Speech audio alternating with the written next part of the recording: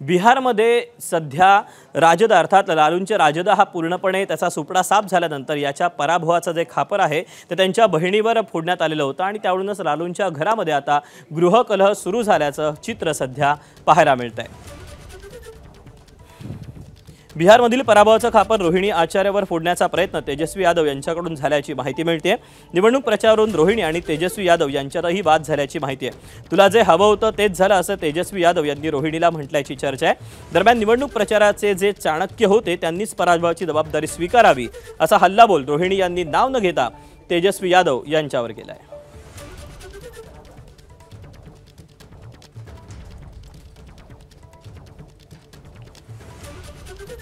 संजय, रमेश, तेजस्वी यादव से पूछिए। मेरा कोई परिवार नहीं है, वही लोग निकाला है हमको परिवार से, क्योंकि रिस्पॉन्सिबिलिटी लेना नहीं है उनको।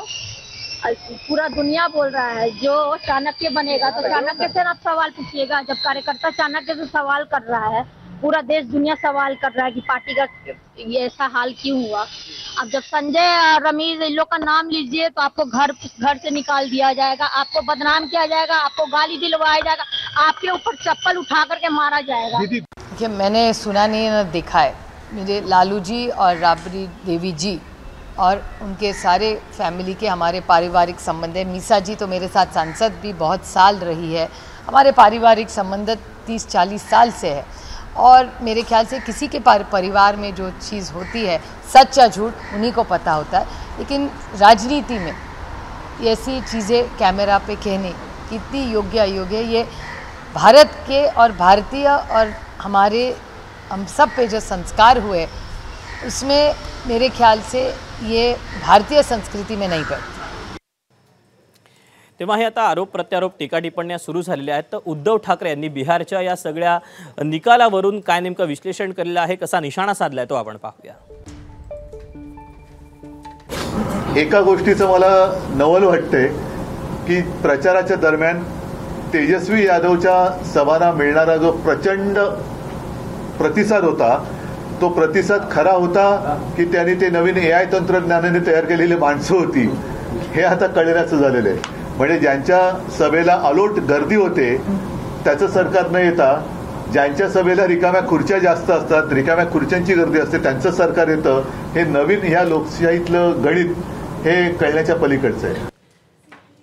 दरम्यान बिहारच्या या सगळ्या निकालावरून खरं तर राजकीय पंडितांनी खूप सारं विश्लेषण केलेलं आहे। मात्र लालूंच्या घरामध्ये जो गृहकलह सुरू आहे आपण त्याबद्दल शिशुपालशी बोलूयात। माझा सहकारी आपल्यासोबत आहे। शिशुपाल, खरं तर नातेसंबंध आणि राजकारण आपल्याला वेगवेगळ्या ठिकाणी पाहायला मिळतं, पण हा गृहकलह का नक्की सुरू झालेला आहे आणि आगामी काळामध्ये याचे काय नेमके पडसाद असू शकतील, काय नेमके परिणाम होतील? सगळ्यात आधी ना मी तुला दीपक 2 नावं सांगतो। पहिलं नाव आहे संजय यादव आणि दुसरं आहे नाव रमेश नेमत। हे 2 व्यक्ती ज्यांचा जयचंद असा उल्लेख तेजप्रताप यादवांनी 4 महिन्यापूर्वी केला होता आणि आता रोहिणी यांनी सुद्धा त्याच दोघांची नावं घेतली। ही 2 कोण आहेत तर एक आहे त्यांचा सोशल मीडिया कॅम्पेनर सगळं पाहणारा आणि दुसरा आहे राष्ट्रीय निवडणूक सल्लागार त्या पक्षाचा आणि त्या दोघांचा ऐकूनच तेजस्वी यादव असं वागतात असे हे आरोप आहेत।